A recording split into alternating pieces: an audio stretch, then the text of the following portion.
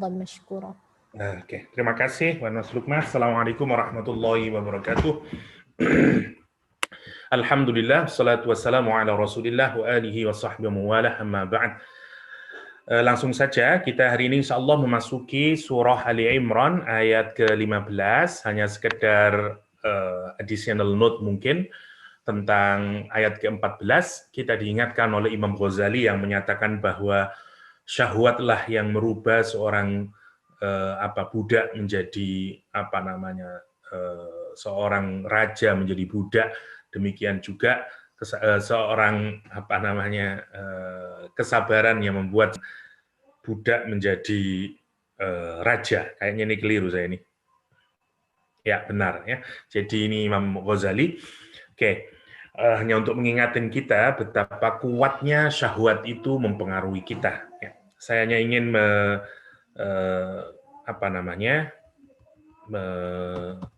summary-kan yang kemarin secara singkat bahwa mataul hayati dunia atau pleasures sama comfort of this world sebenarnya semuanya berarah kepada physical comfort. Isinya ada 6 kemarin ya. Sebagaimana yang kita ketahui semuanya, terhadap penyikapan manusia terhadap physical comfort ini terbagi menjadi 2.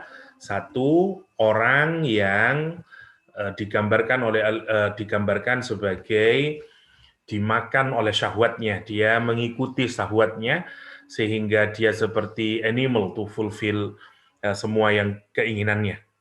Oke. Sebenarnya juga ini baik karena desire ini atau 6 keinginan manusia itu sebenarnya berurusan dengan keberlangsungan kehidupan ini. Karena itu mau jelek pun sebenarnya tetap ada manfaatnya karena ini digunakan untuk survival manusia itu sendiri. Ya. Oke. Yang kedua, orang-orang yang bisa mengontrol atau dia tidak dikontrol oleh 6 desire tadi atau kita mudahkan dengan animal desire. Karena dia tidak dikontrol, maka justru dia yang mengkontrol animal desire-nya. Sehingga yang dia raih sekarang menjadi ridhollah. Oke. Hikmahnya apa? Beberapa hikmah yang bisa kita ambil kenapa kita dikaruniai Allah Subhanahu wa taala dengan hubus syahwat. Satu, karena hubus syahwat itu diharapkan kita nanti juga punya keinginan, punya taste untuk menginginkan juga kenikmatan dan comfort yang ada di hari akhir. Karena kalau kita tidak punya keinginan tersebut, kita juga notice or desire to the pleasure of the hereafter. Oke, yang kedua, agar kita ini tidak engross terhadap kenikmatan dunia ini. Terus lupa sama hari akhir. Karena itu 6 syahwat ini atau syahwat itu harus menjadikan kita menyadari temporal nature of this thing. Karena semuanya pasti akan hilang. Karena itu kita ini mestinya tahu keseimbangan, proporsinya berapa yang kita butuhkan, dan justru semua kenikmatan duniawi itu harus mengarahkan kita untuk melakukan amal soleh buat kehidupan kita di hari akhir. Yang kedua, yang ketiga dia harus jadi medium kita untuk semakin mengetahui dan mengenal Allah SWT. Ya, syahwat itu tidak harus menjadi roadblock, tapi justru menjadi milestone yang akan menggiring kita kepada prosperous hereafter. Itu tambahannya ya. Biar tidak terlalu lama, kita mulai ayat ke-15. Qul a'unabbi'ukum bi khairin min dzalikum lilladzina taqaw 'inda rabbihim jannatun tajri min tahtihal anhar khalidina fiha wa azwajum mutahharah wa ridwanum minallah wallahu basirun bil ibad. Oke. Katakanlah qul, jadi kalimatnya ini kalau ibarat movie sekarang Allah berbicara langsung dengan Nabi Muhammad SAW menunjukkan closeness. Karena Nabi Muhammad SAW diletakkan berposisi sebagai audien langsung dengan Allah Subhanahu wa taala. Qul, katakan Muhammad, Allah berbicara langsung pada Nabi Muhammad. Jadi ibarat kamera, sekarang kameranya langsung ya, dekat. Unabbiukum, kurang alifnya punya saya ini. Sebentar.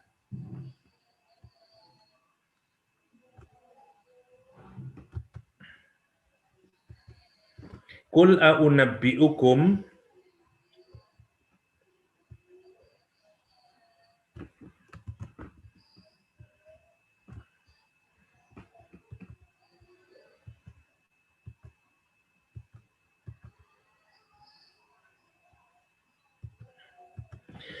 Qul a'unabbi'ukum bi khairin min dzalikum. Katakanlah Muhammad, apakah inginkah aku kabarkan, ya, apakah aku kabarkan kepada kalian, tapi maksudnya apakah kamu ingin, ya, aku mengabarkan kepadamu semuanya, bi khairin, dengan yang jauh lebih baik, min dzalikum, dari 6 tadi, dari 6 yang menjadi syahwat setiap manusia.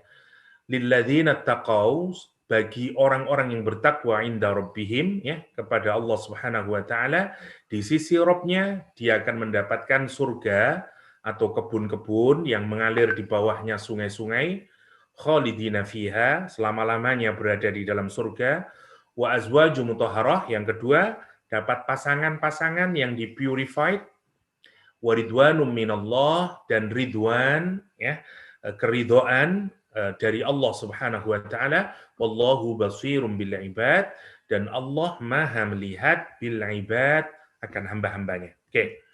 Kita lihat dulu dari i'rabnya, sayangnya saya tidak akan menjelaskan, saya hanya ada tambahan, insya Allah mulai hari ini i'rabnya saya ganti dengan model yang lebih memudahkan, nanti semoga dipelajari sendiri. Jadi ini menjadi glossary-nya, keterangannya, kalau ada V berarti verb, P preposition, N noun, PN proper noun, dan seterusnya. Ya. Jadi gambarnya bisa semacam ini, nanti lebih memudahkan. Saya kasih contoh satu, kalau mungkin akan dipelajari di rumah, akan sangat, insya Allah akan sangat baik untuk memudahkan kita mengkaji lebih jauh. Ya. Gimana caranya dikecilkannya ini? Masya Allah, sebentar.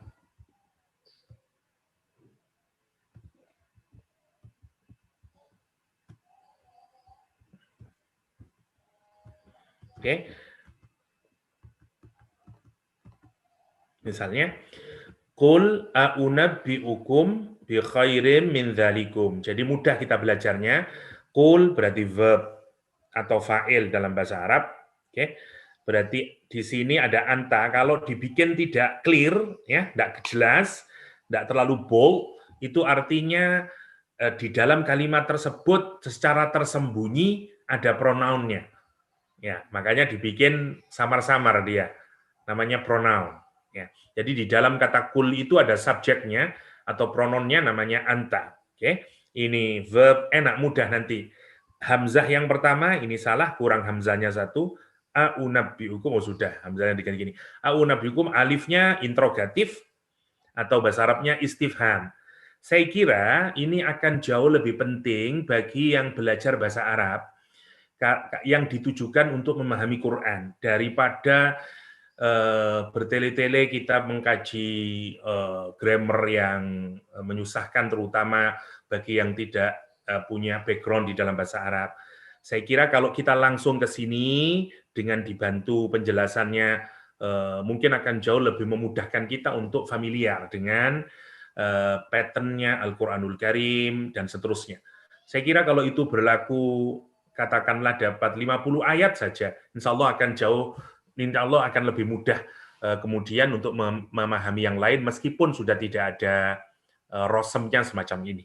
Ya, oke. Saya sangat senang dengan ini, karena itu insya Allah semoga setiap ayat akan saya taruh gambarnya begini untuk memudahkan belajar di rumah. Ya. Jadi unabbi'u berarti di sini verb, misalnya kum berarti pronoun. Ya. Menarik sekali, kumnya berfungsi sebagai maf'ul bih, ya, sebagai objek karena ada verb. Oke, menarik. Nah, di dalam unabbi'ukum ada pronounnya yang tersembunyi, namanya ana, atau dia berlaku sebagai fa'il. Asik, ini jauh lebih memudahkan, terutama yang kepingin tahu kedudukan. Dan ini penting juga buat pemahaman kita, mempertajam pemahaman kita di dalam menafsiri atau mentadaburi ayat-ayat Allah SWT. Ya, jadi semuanya saya taruh begitu. Nanti kalau bingung ini apa, ada LOC, ada PRON, ada apa, maknanya di depan, ya, semacam ini. Oke, kita masuk ke ayatnya sekarang. Bismillahirrahmanirrahim. Qul a'unabbi'ukum bi khairim min dzalikum. Oke. Allah Subhanahu wa taala di sini mengcompare. Sekali lagi persis seperti rumus kemarin, salah satu kebiasaan Al-Qur'an adalah bikin komparasi terhadap sesuatu yang sifatnya berbeda secara diametral agar kita ini bisa memilih mana yang jauh lebih baik, ya.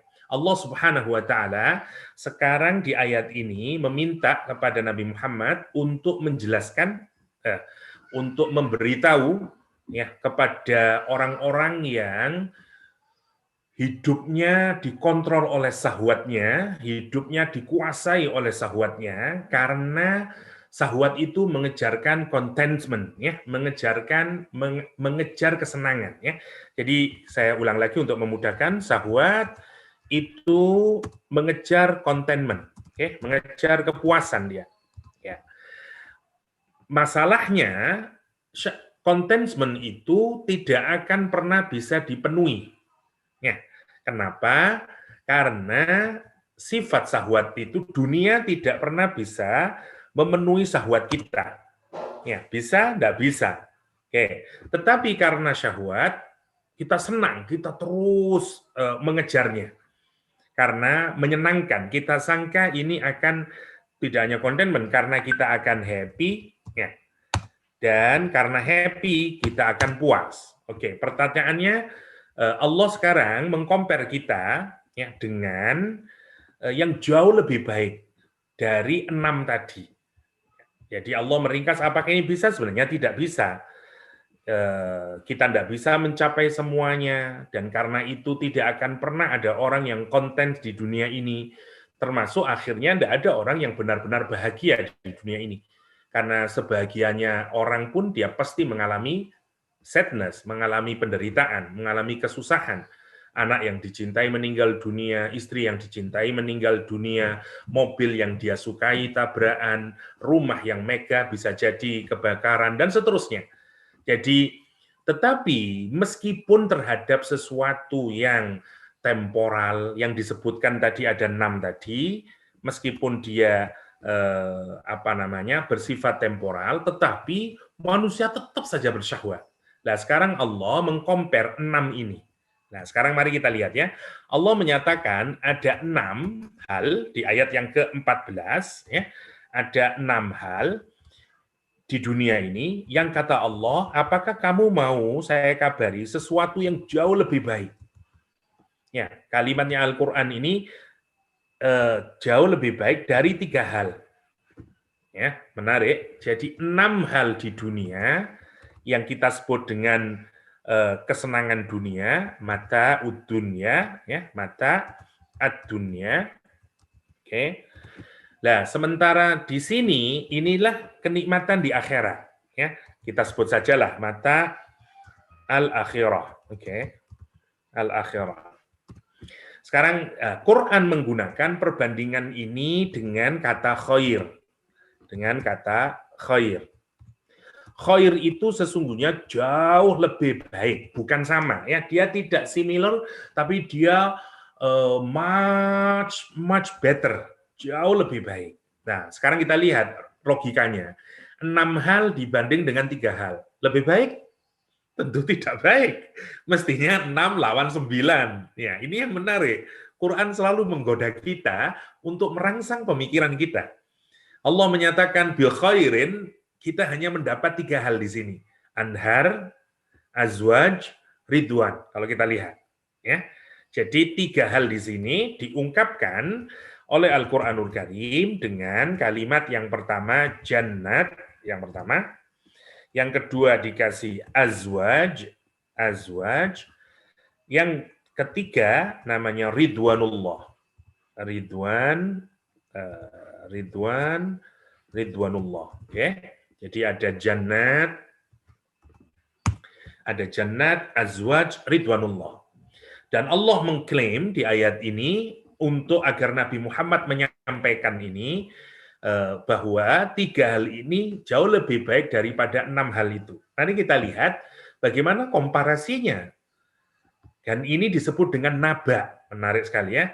Jadi ini naba bukan khobar. Wah, ini Al-Quran menggunakan kata khoir, ya. Yang pertama. Yang kedua menggunakan naba. Informasi yang sangat penting, yang sangat besar, relevan to us. Jadi, Allah memberitahu ini bukan informasi biasa. Ini bukan regular information. Ini awesome, extraordinary information. Dan huge information. Dan itu sangat penting buat kita and relevan buat kehidupan kita. Jadi ini bukan sesuatu yang Anda tidak butuhkan, kita sangat membutuhkan, relevan buat kehidupan kita. Karena itu Allah menggunakan yang pertama dengan kata naba, yang kedua dengan khair. Dia jauh lebih baik. Oke?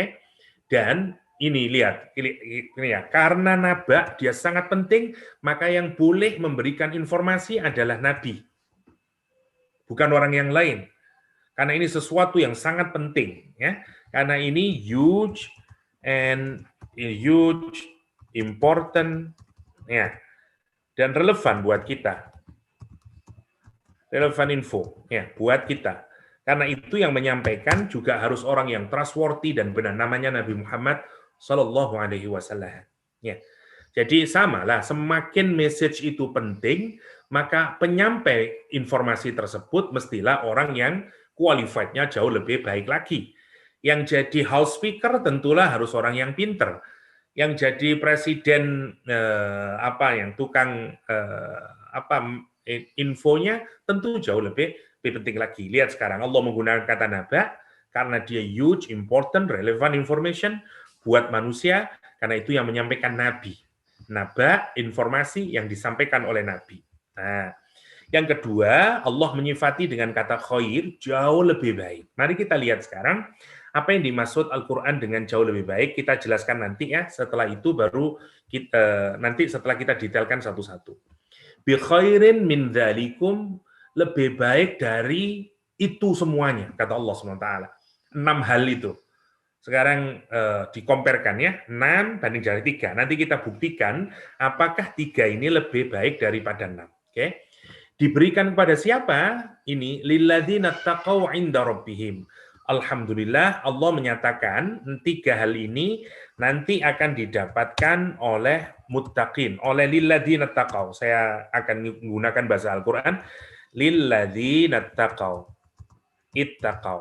Oke. Kenapa saya senang dengan kalimat ini? Karena ini menggunakan verb. Oke. Verb itu implikasinya temporary dan belum firm. Belum permanen. Masih belum firm atau belum permanen. Ini penting karena untuk melihat maksudnya, kalau Allah menggunakan kata muttaqin, maka yang akan mendapatkan 3 hal ini, yaitu surga, azwaj, ridwanullah, hanyalah orang-orang yang sempurna ketakwaannya. Kalau Allah menggunakan kata benda, misalnya Allah menggunakan kata muttaqin, innal muttaqina fi jannati wa uyun. Wah, itu menakutkan karena muttaqin itu adalah isim. Isim implikasinya dia berarti permanen untuk menunjukkan firmness of faith. Ya, ini juga sudah firm sekali ini. Ini firmness of faith. Ini menakutkan buat kita. Kalau untuk yang muttaqin, aduh Ustaz, saya imannya masih fluctuate terus ini misalnya. Ini menakutkan ketakwaan kita. Nah, Allah ibaratnya ini requirement-nya itu sangat paling minimum sekali. Ya, jadi asalkan kita punya ketakwaan, ya sekecil apapun, meskipun masih temporary, saya tahu ibaratnya kata Allah SWT, ini nanti akan dihadiahkan oleh Allah SWT. Ya, meskipun Anda belum firm dan permanen. Itu kita menarik dengan menggunakan kalimat lilladzina taqaw 'inda rabbihim, di sisi Rabb-nya. Oke. Yang pertama menggunakan kata jannatun tajri min tahtiyal anhar. Oke. Jadi Allah, saya belum jelasin ini ya, nanti dulu ini kita letakin di akhir. Yang pertama jannat, ya. Yang pertama jannat. Jannat itu jannat pakai Jannat pakai alif 2 ya, dari kata jannatun ya. Jannatun artinya kebun ya, artinya kebun.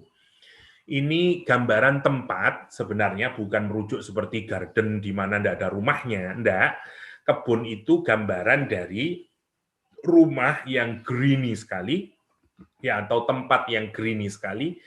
Jadi kalau dulu pernah kita bahas, saya berulang-ulang ya, semua kata yang ada huruf jim, ya, jim sama nun, ya, akar katanya dari jim dan nun, artinya tertutup.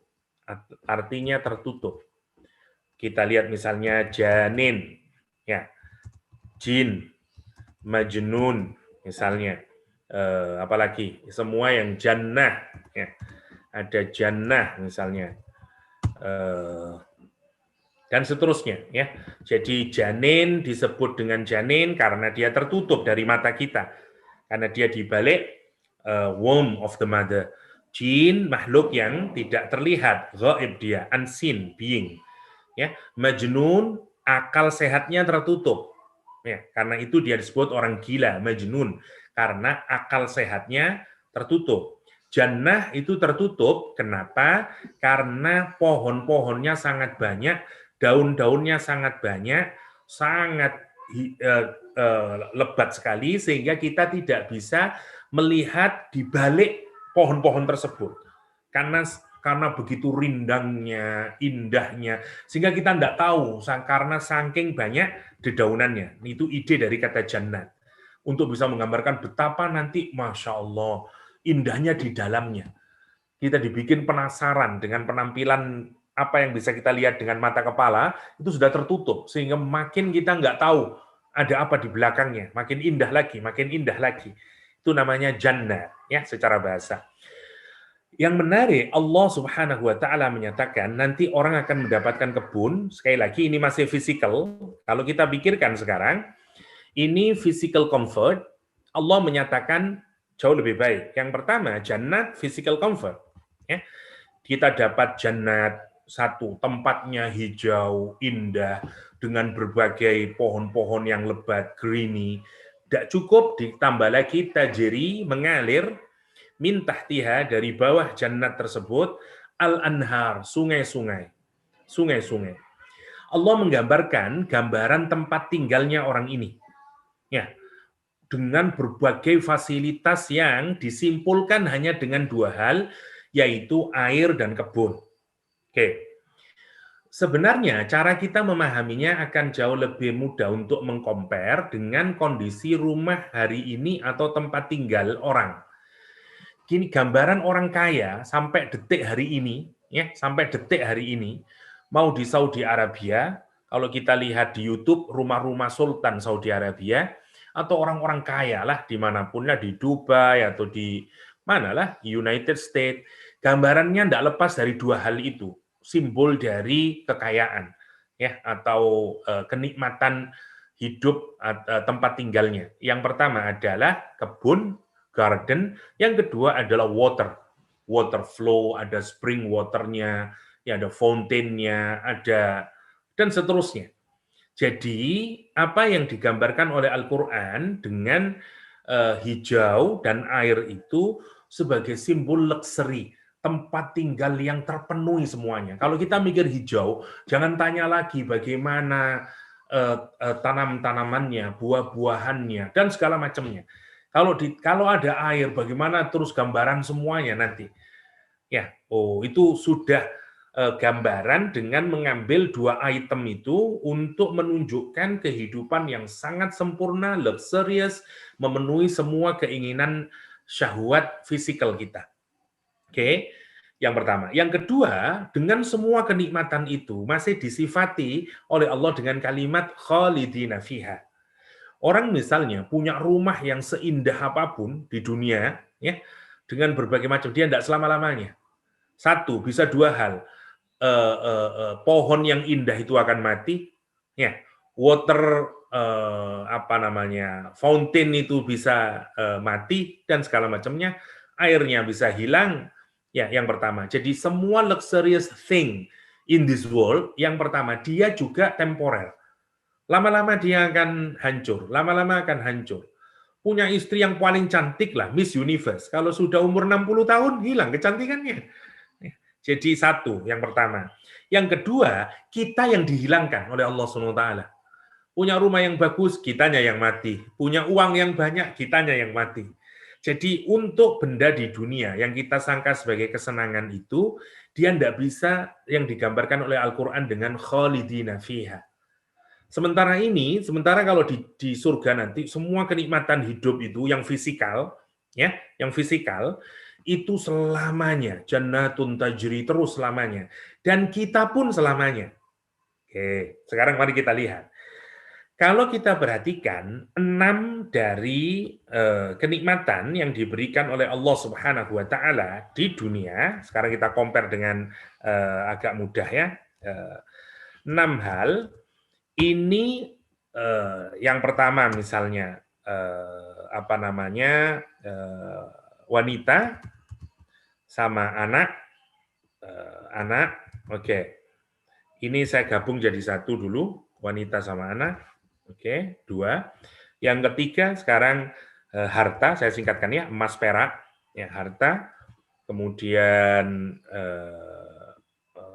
qanatil muqantarah minadz-dzahabi wal fiddah khailil musawwamah, ya, horse atau kuda. Oke. Terus apa lagi? Khailil musawwamah wal an'ami wal haras, ya, wal an'am wal haras.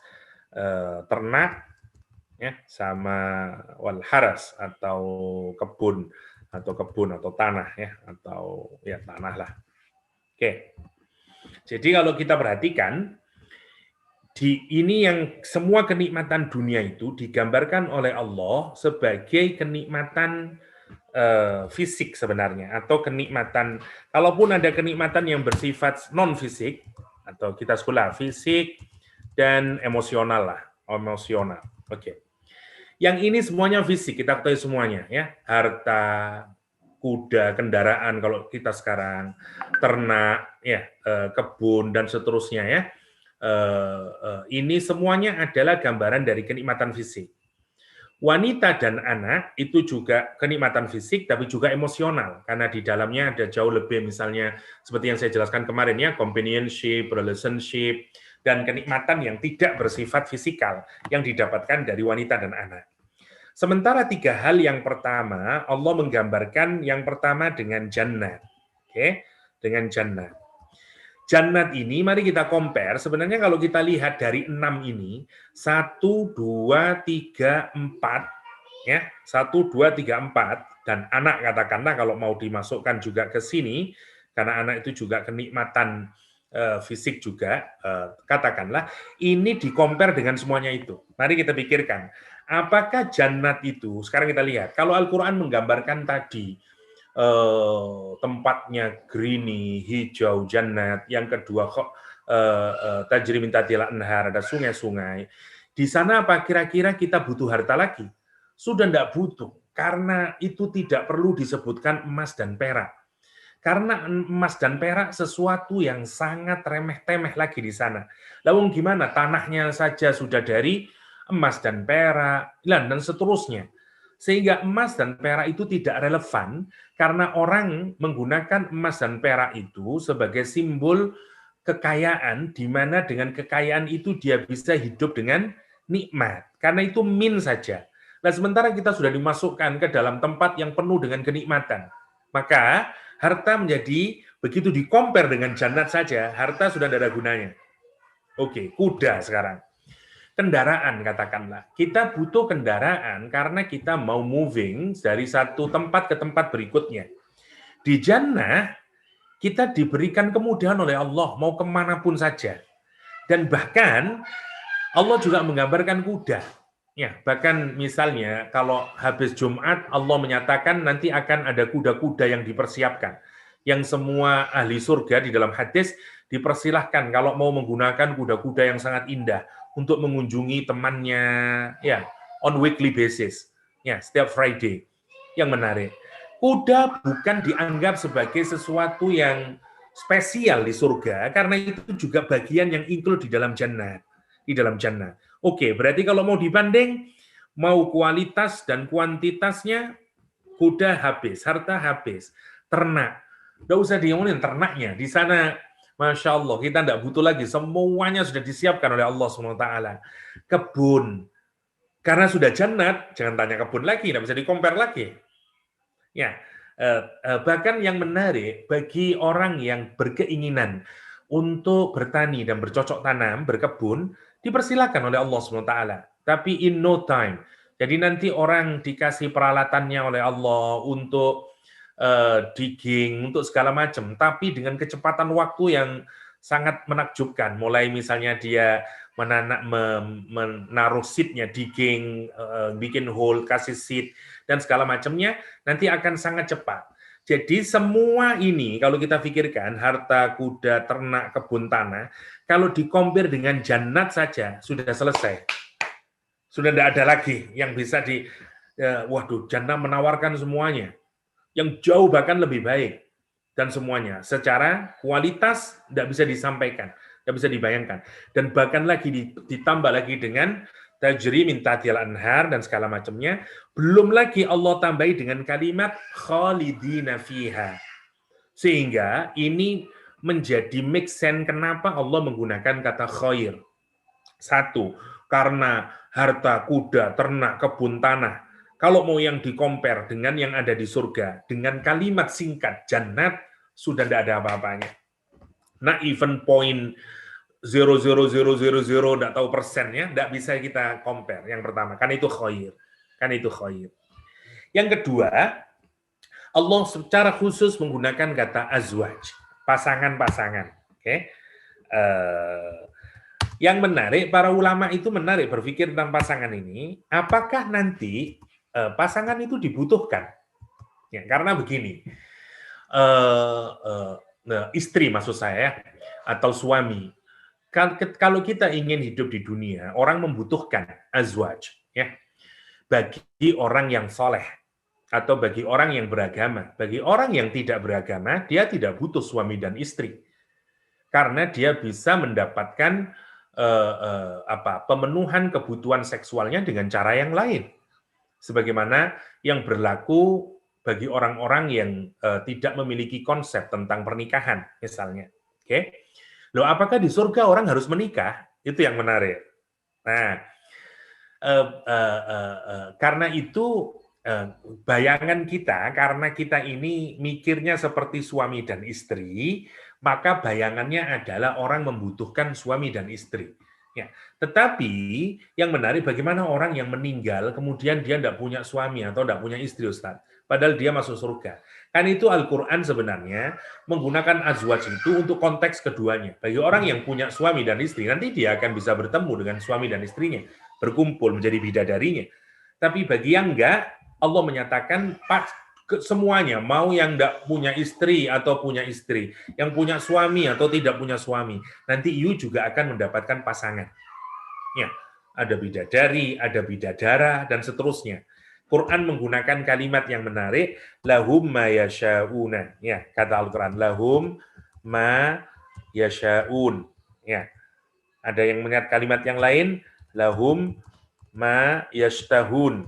Ya, yashtahun, kata Al-Quran. Nah, bagi mereka apa yang mereka kehendaki. Ini dari kata syai'un, ya, dari kata syai'un artinya sesuatu. Ya, faman sya'a, kalau orang memiliki iradah, keinginan, yang keinginannya amat sangat kuat sampai keinginan itu sudah menjadi something, saking keinginannya. Ya, jadi ada dalam bahasa Arab ada aroda, ya, ada sya'a. Faman sya'a falyu'min, faman sya'a falyakfur, misalnya, ya. Ada kata sa'a. Dari sini muncul kata syai'un, sesuatu, something, ya. Aroda itu wilayahnya masih ada di dalam pikiran kita. Ya, aroda. Artinya menghendaki, mengharapkan sesuatu, namanya irodah nanti. Dari aroda muncul kata irodah, kan gitu. Irodah. Murid adalah orang yang memiliki keinginan untuk mendapatkan ilmu pengetahuan, kan itu kita menyebutnya murid. Ya, someone yang punya irodah, namanya murid. Oke. Tapi keinginan itu masih ada pada akal kita. Sya'a itu keinginannya hampir sudah terrealisasi karena sangat kuat keinginan itu sehingga muncul menjadi syai'un, menjadi sesuatu. Seperti sudah tidak dipikiran lagi, dia sudah seakan-akan hadir di depannya. Untuk menunjukkan apa? Tingkat kualitas dari sya'a itu jauh lebih kuat lagi dibanding dengan aroda. Itu maksudnya. Nah, Allah menyatakan nanti orang di surga itu lahum ma yasha'un. Bagi mereka apa saja yang dia inginkan. Kalau dia keinginan sangat kuat, saya kepingin punya suami, dikasih oleh Allah. Saya kepingin the most handsome, apalah, langsung dikasih sama Allah SWT. Namanya lahum ma yasha'un. Di tempat yang lain Allah menggunakan lahum ma yashtahun. Yashtahun dari kata syahwat. Semua syahwatnya dipenuhi. Jadi Quran menggunakan syahwat, keinginan. Allah juga tidak hanya menyatakan bukan hanya keinginan yang biasa, you punya keinginan yang amat sangat, you punya apapun, semuanya akan dipenuhi oleh Allah Subhanahu wa taala. Ya, dengan kalimat ini tidak bisa lagi dibandingkan dengan ini semuanya. Oke. Tapi Allah menggunakan kata azwaj untuk menunjukkan kenikmatan emosional. Jadi surga itu kenikmatan tiga-tiganya kita dapatkan. Ini sebagai simbol kenikmatan fisikal, ya. Azwat sebagai gambaran kenikmatan emosional, ya. Nanti ridwan Allah ini sebagai gambaran dari kenikmatan spiritual. Ya, puncak dari kenikmatan itu adalah kenikmatan spiritual. Ya, kenikmatan spiritual. Oke. Jadi 3 model kenikmatan itu semuanya kita dapatkan. Ya, jadi physical comfort, ya, kita dapat emotional comfort, spiritual comfort, semuanya kita dapatkan di surga. Jadi Allah sekarang mengcompare, kenapa Allah menyatakan dia jauh lebih baik? Karena yang kita dapatkan dari 6 hal ini, itu pun hanya punya 2 saja.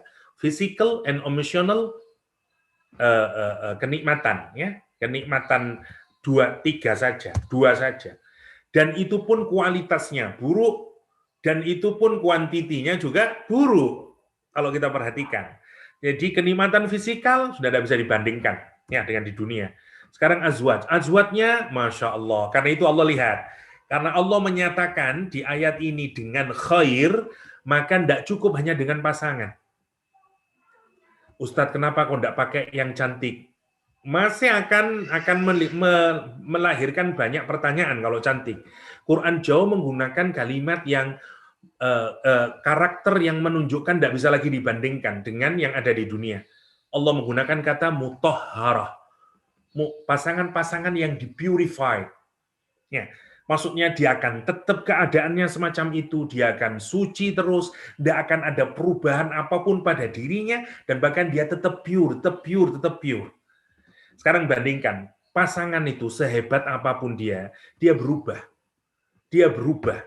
Ya, apapun berubah, dia tidak bisa berada dan dia tidak dipurified. Sementara pasangan nanti yang ada di akhirat itu mutahharah kata Allah SWT. Ya, Masya Allah kalau kita pikirkan. Ini nggak bisa lagi dibandingkan dengan tadi, dengan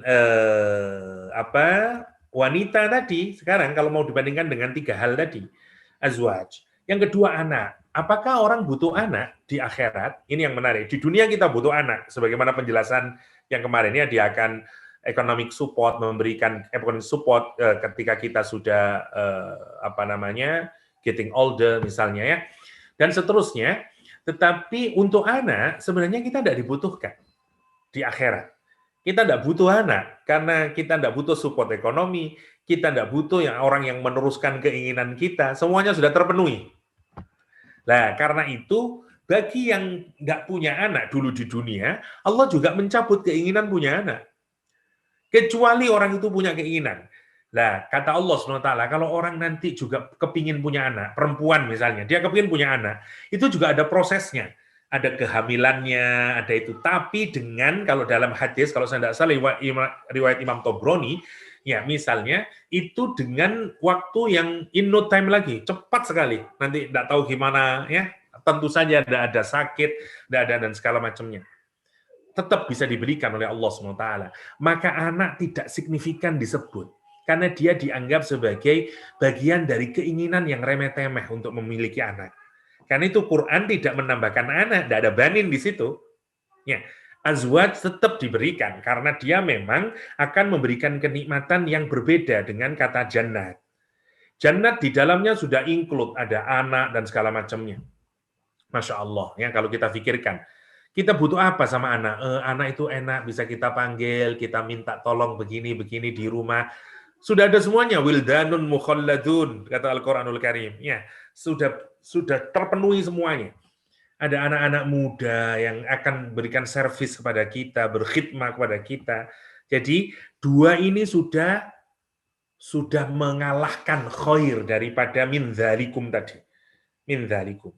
Sekarang Allah puncakin semua kenikmatan itu dengan kalimat terakhir, ridwanullah. Ya, ridwan itu gini ya, ini bentuk superlatif sebenarnya. Jadi kan dari kata ridho. Dari kata ridho itu kepuasan ya. Jadi kalau kita ini bahagia ya, kesenangan itu bertingkat-tingkat ya, kesenangan itu. Dan ridho adalah puncak kesenangan hati.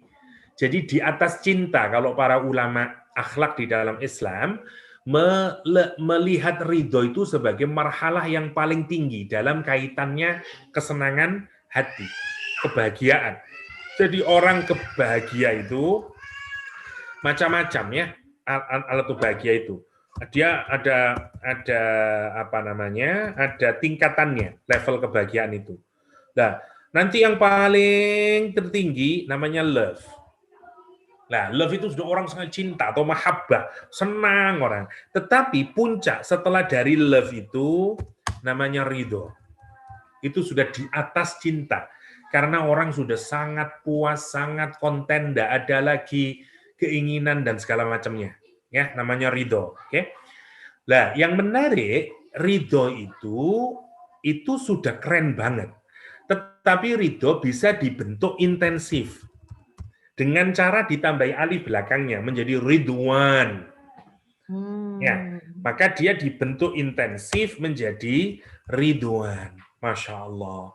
Lah ridwan ini sekarang Allah menyatakan you akan mendapatkan ridwannya Allah Subhanahu wa taala.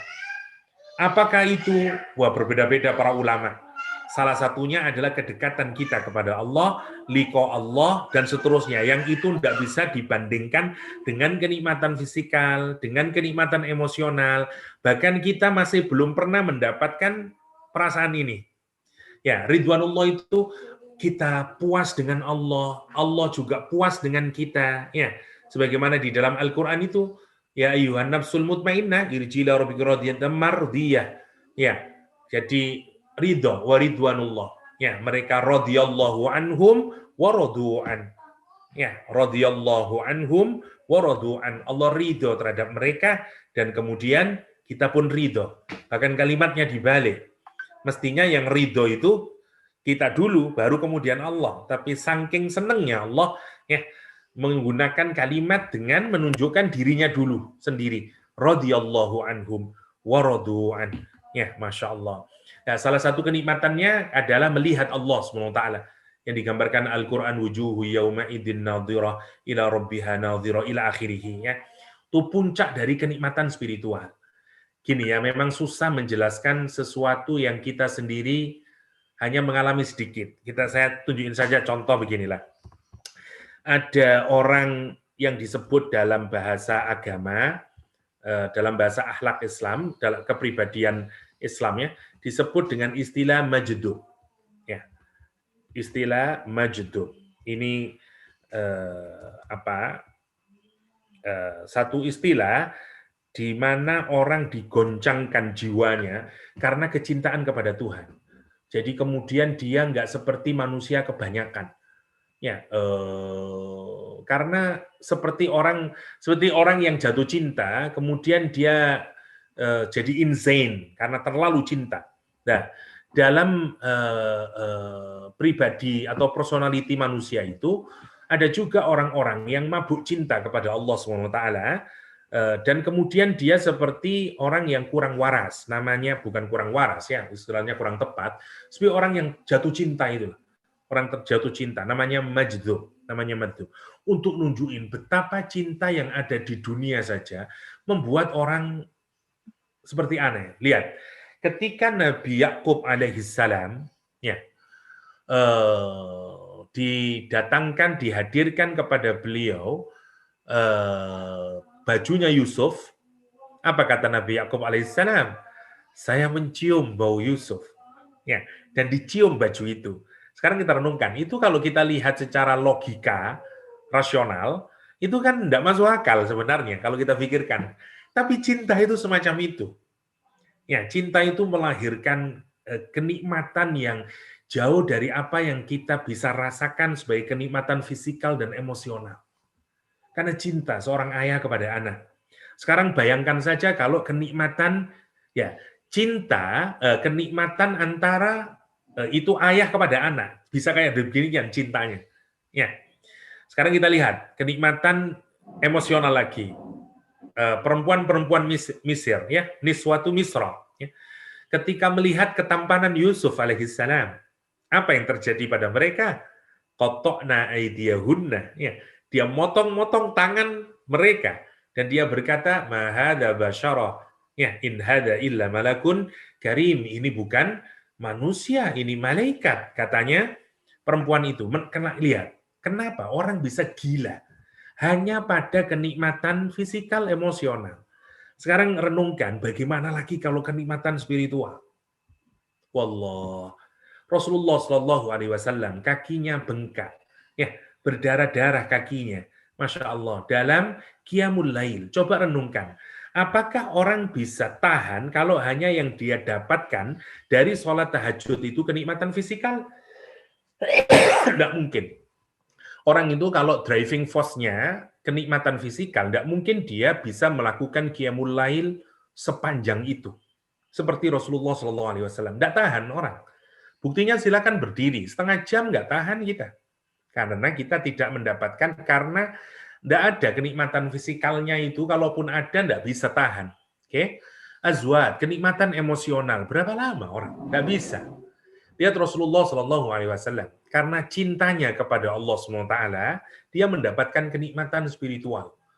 Masya Allah, ya, bisa sholat itu baca Al-Baqarah, ditambah Ali Imran, ditambah An-Nisa, itu baru qiyamnya Rasulullah SAW. Nanti rukuknya, ya sebagaimana laporan sahabat, selama dengan berdirinya. Masya Allah kalau kita pikirkan. Apa yang menggerakkan Nabi Muhammad SAW bisa dalam keadaan semacam itu? Kenikmatan spiritual. Nah, karena itu pantas sekarang Allah menyatakan di ayat ini, Qul a'unabbi'ukum bi khairim min dzalikum, kata Allah. Katakan Muhammad, apakah kalian inginkan, ya, untuk dikabari sesuatu yang jauh lebih baik, ya, diberitahukan hal yang jauh lebih baik dari itu semuanya, kata Allah SWT. Masya Allah, dari 6 hal itu. Inginkah aku kabarkan kepadamu apa yang lebih baik dari yang demikian itu? Masya Allah. Lilladzina taqaw inda rabbihim jannatun tajri min tahtiyal anhar khalidina fiha wa azwaju mutahharah wa ridwanum minallah wallahu basirum. Masya Allah. Allah maha melihat bima ta'malun. Kata Allah SWT. Oke, saya tidak berpanjangnya, kita teruskan saja ayatnya. Nah, sekarang ini yang digambarkan Al-Quran yang dimaksud dengan lahum ma yasha'un, ya, waladaina mazid. Di surga gambaran yang lain digambarkan Al-Quran bagi mereka apa saja yang mereka inginkan. Tadi ya, yang mereka inginkan. Waladaina mazid. Dan kalau ini dari lahum, Allah menggunakan sekarang ladaina. Di sisi kami. Tapi ini saya sering mengingatkan kata indana dengan ladaina.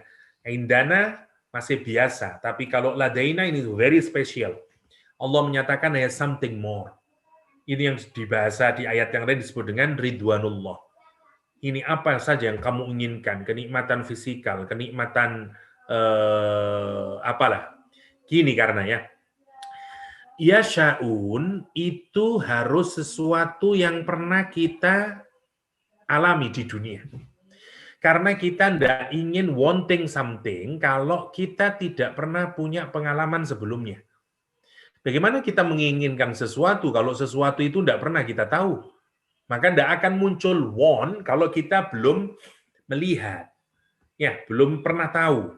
Karena itu ada sebagian yang menyatakan lahumma yasha'un itu keinginan yang diharapkan oleh orang yang ada di surga, sebagaimana keinginan dulu ada di dunia. Dia ingin makanan, minuman, istri, orange, anggur, dan segala macam. Semua keinginannya dipenuhi.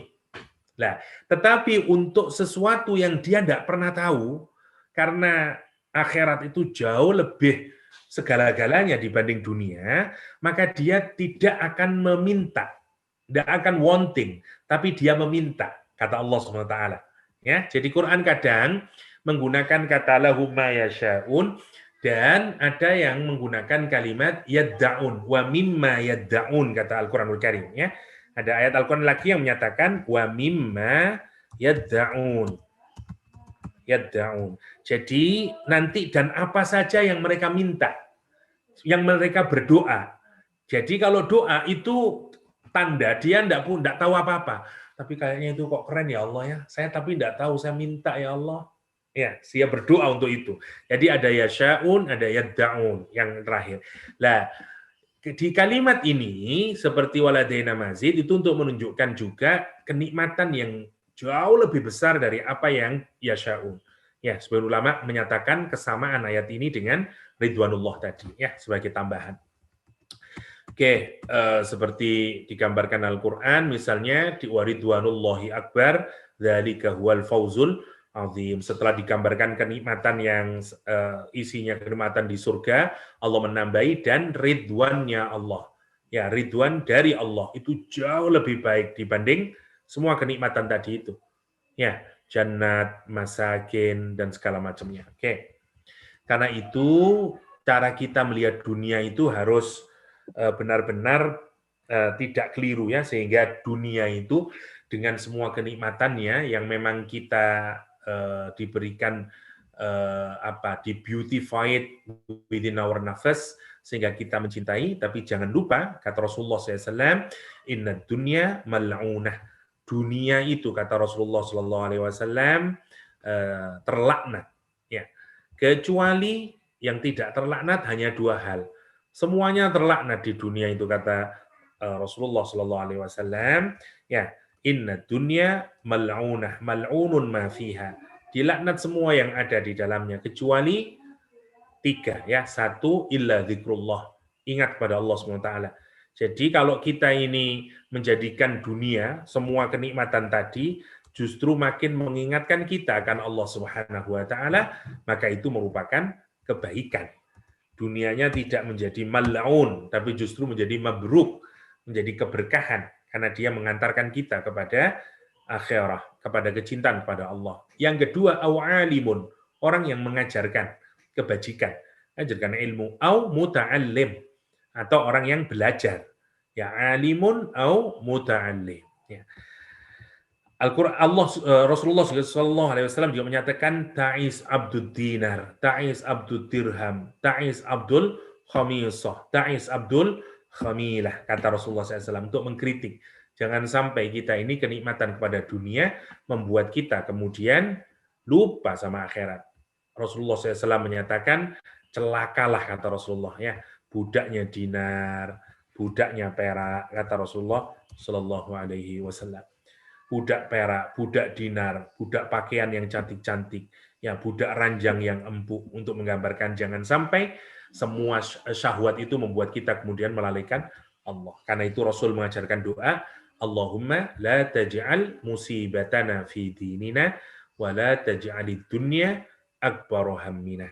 Ya Allah, kata doa yang diajarkan Rasulullah SAW, jangan jadikan musibah dalam urusan agama kami. Ya, dan la taj'alid dunya, jangan pula engkau jadikan dunia ini tujuan terbesar saya, akbaru himmah terbesar saya, ya akbaru hammina, ya. Dan wala mablagha ilmiya, dan jangan engkau jadikan dunia ini menjadi mablagh, ya, puncak terbesar kami, puncak tujuan terbesar dan puncak dari ilmu kami. Mablagha ilmina, puncak dari peak ya dari ilmu kami. Taunya cuma urusan dunia. Ya, oke. Ayat 16 nanti biar selesai sampai 18 ya. Oke. Kita lanjutkan alladzina yaquluna rabbana innana amanna faghfir lana dzunubana wa qina adzabannar. Oke. Tadi semua 3 hal tadi yang dianggap Al-Qur'an jauh lebih baik daripada 6 hal tadi menggunakan kalimat lilladzina taqau. Dan karena lilladzina taqau itu bersifat kualitatif ya, karena bisa naik turun, kita nggak tahu, kita ini kepinginnya taunya yang firm. Nanti Ustadz itu lilladzina taqau kan pakai verb, tapi yang mana? Yang 1% atau yang 20% atau yang 50% ketakwaannya, yang berapa? Nah, karena itu kita dikasih kemudian kemudahan untuk mengukur lilladzina taqau itu di ayat yang ke-16. Jadi kalau mau tahu kayak apa sih konkretnya orang yang digambarkan Al-Qur'an dengan lilladzina taqau adalah orang yang menyatakan alladzina yaquluna rabbana innana amanna faghfir lana dzunubana wa qina adzabannar.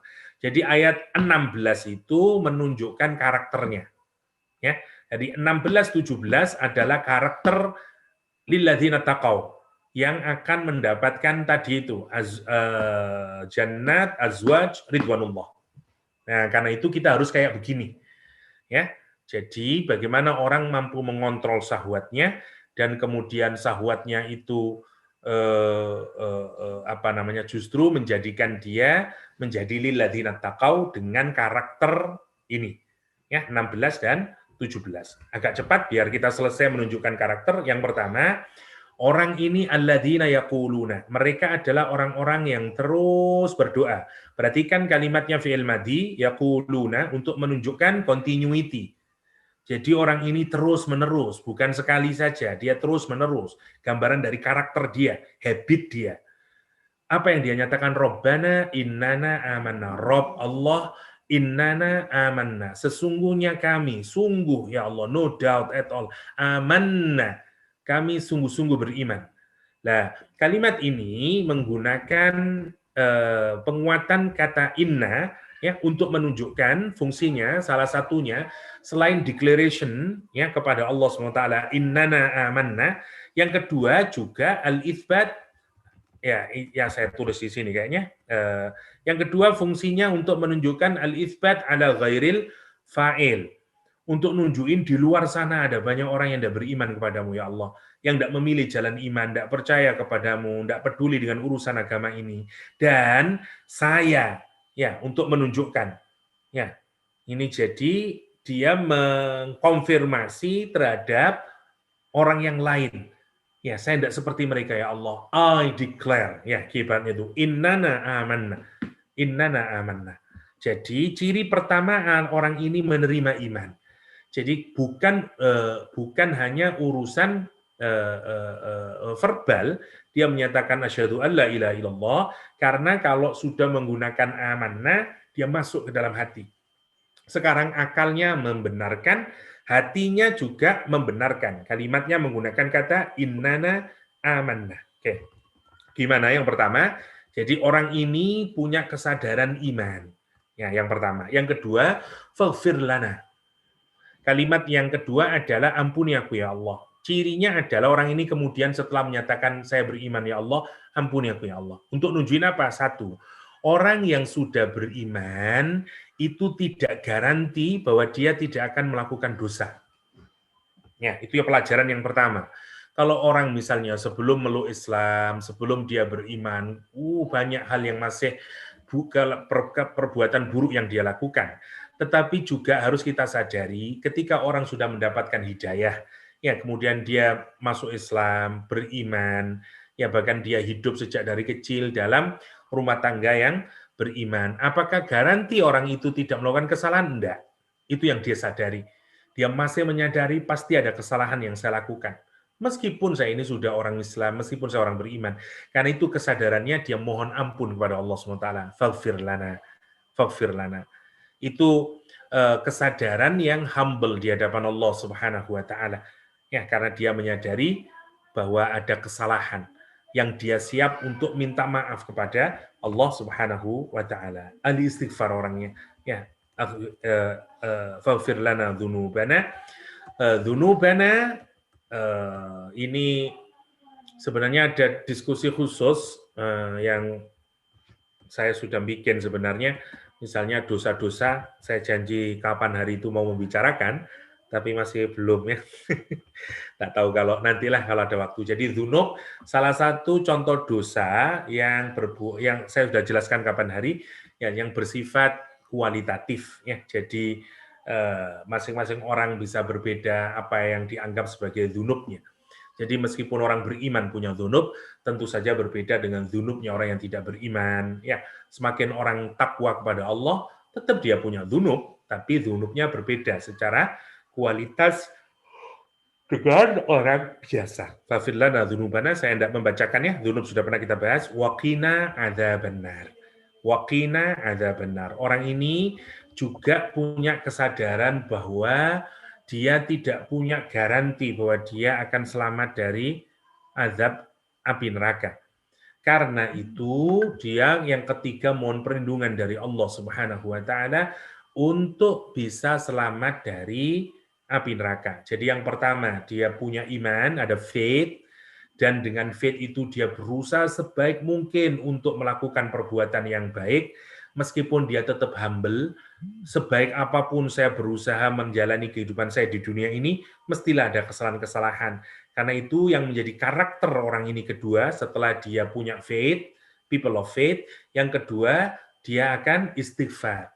Koreksi, dia sadari kalau ada kekeliruan, dan dia tidak merasa baik di hadapan Allah. Dan yang ketiga, dia menyadari, kalaupun saya sudah punya faith, kalaupun saya punya amal, itu juga masih belum menggaranti saya untuk bisa selamat dari api neraka. Karena selamatnya orang dari api nerakanya Allah itu adalah karena rahmatnya Allah, karena perlindungannya Allah SWT.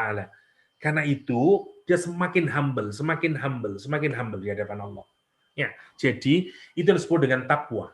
Jadi satu, dia punya iman. Yang kedua, dia berusaha beramal sebaik mungkin, meskipun dia menyadari sebaik mungkin amal yang saya lakukan, tetap saya akan punya kesalahan. Karena itu mental kedua orang ini adalah istighfar.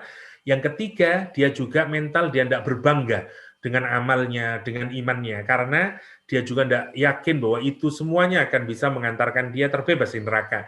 Kecuali Allah memberikan karunia kepada dia. Karena itu dia berdoa yang terakhir menyatakan waqina adzabannar, protect us ya Allah from the hellfire, from the fire. Itu yang menarik dari karakter orang ini ya. Lihat ini semuanya urusan hati. Jadi Allah itu menunjukin, lihat apa yang muncul sebagai syahwat itu sebenarnya hal yang sangat wajar. Tapi kalau orang hatinya mati, maka menjadi buruk semuanya karena dikontrol. Karena itu ciri orang takwa yang pertama, lihat imannya benar, ya faith-nya itu benar, yang kemudian melahirkan istighfar. Dan kalau sudah istighfar, dia juga qina adzabannar. Tidak mengklaim dia yang nanti akan masuk surganya itu, kecuali karena pertolongan Allah Subhanahu wa ta'ala. Ya, itu singkatnya. Kita masuk ke satu ayat lagi untuk menunjukkan karakter lebih detailnya, baru kita ganti syahidallah annahu la ilaha illa. Oke, biar masih satu koneksi. Karakter selanjutnya ya yang digambarkan, kalau yang tadi itu gambaran general ya, satu orang punya faith, yang kedua dia sadari perbuatannya tidak istimewa karena itu mesti ada salahnya, sengaja atau tidak sengaja, karena dia menjadi orang yang mohon maaf. Yang ketiga, dia juga dalam akhirat nanti dia juga tidak punya keyakinan yang utuh yang menyatakan bahwa dia pasti enggak. Karena itu dia amal soleh dan imannya itu terus dia perbaiki agar dia nanti layak dibebaskan dari api neraka. Nah, contoh konkretnya lagi, penjelasannya lebih detail di ayat yang ke-18, mereka itu adalah progresnya sobirin, sodiqin, qanitin, munfikin, mustaghfirina bil ashar. Ya, oke. Sekarang kita lihat yang pertama, sobirin adalah orang yang sabar, steadfast. Ya, forbearan, orang yang benar-benar bersabar. Apa maksudnya begini? Iman itu nanti tentu saja menuntut peperangan. Peperangan dengan diri kita karena syahwat mengajarkan kita untuk melawan ya ke iman yang ada di dalam itu, sehingga orang harus sabar. Sabar dalam mentaati Allah, ya, sabar di dalam tidak melakukan hal-hal yang memaksiati Allah, sabar terhadap cobaan yang diberikan oleh Allah, namanya sabiri. Jadi kualitas pertama dari iman tadi apa? Yang pertama, Rabbana innana amanna. Nah, orang itu kalau sudah punya iman, yang dituntut adalah kesabaran. Yaitu kesabaran apa? Meneguhkan iman itu untuk tidak melanggar Allah, untuk menjalankan perintah Allah, untuk menerima dengan sabar ketentuan yang diberikan oleh Allah. Ya, makanya ini menjadi penjelasan dari ayat yang ke-16 sebenarnya. Namanya sabirin. Yang kedua, shadiqin. Dia sekarang membenarkan. Karena untuk sabar melakukan itu, dia butuh membenarkan apa yang ada di dalam hatinya dengan amaliyah zahirnya. Namanya shadiqin.